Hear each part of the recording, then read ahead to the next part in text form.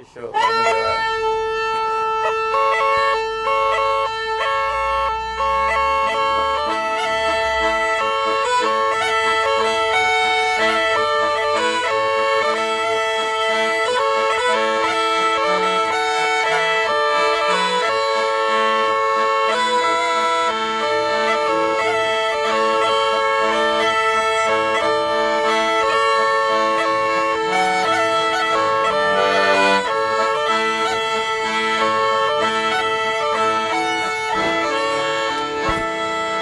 Francesco Sultana. He's a pipe maker and traditional pipe maker, and he also plays instruments.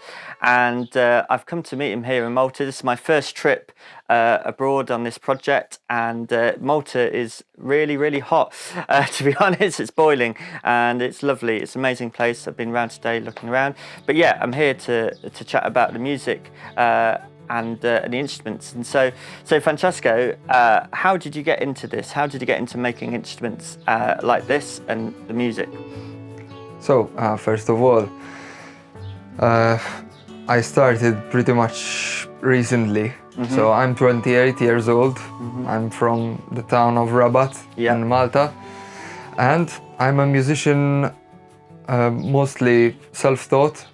I play clarinet and percussions, and never knew this traditional Maltese instrument existed up until 5 years ago. When crafting something, most of the craft I do is taught to me by Giuse Gat, which is by the time of the composer Ruben Zara. They were working together, and Giuse was the hands-on guy, and now he's retired. He's 65 years old. He taught me how to make the basic things. And then, through trial and error, I tried developing. Let me make a quick timeline of the things that we might know from our traditional culture. So, we have two simple child's play instruments. This is what we call bed boot, which is essentially a reed, a single reed. Makes quite a funny sound. Yeah, quite piercing. So, you can imagine why children used to make this very quickly and simply go around playing around with it. It breaks and then you make another one when you... So this is one of the first bagpipes, probably the most primitive bagpipes in the whole world, were this type of chanter, which is a dual instrument, with one of them being the drums. Is the fact that it's mentioned already in existence 500 years ago, but the instrument is found in a whole carcass of a goat. In this case. So, yeah, the interesting part is that in the past dogs were used for the skin of the bag. Right, okay. They were known to be smelly. In this case, it's not. But what makes this bagpipe Maltese? Because this is similar to other countries, and what I think personally is actually the bag, because it's the only bag that, when inflated,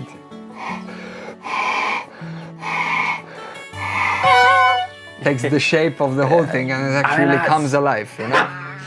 It's like that is squealing, you know? Yeah. You can tickle it. So, yeah, it's the whole animal tucked under your left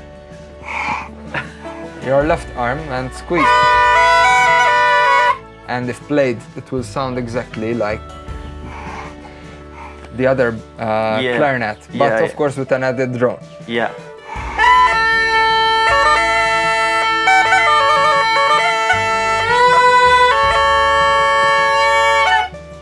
And this is also a kind of relic of the past, because you don't find it anywhere played. No. Not even in social events on the islands. So it's only used... Is that because it's like banned or anything like that? It's not banned. No. It's just difficult to make and difficult to play.